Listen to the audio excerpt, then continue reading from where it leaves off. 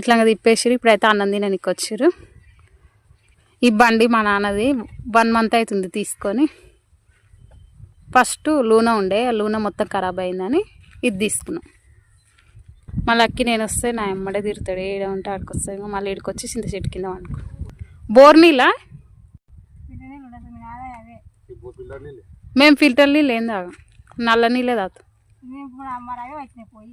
అవునా, మేము నల్ల నీళ్ళే, మిషన్ భగీరథ నీళ్ళు వస్తాయి. ఒకరోజు తప్పించి ఒకరోజు అవే పట్టుకుంటాం.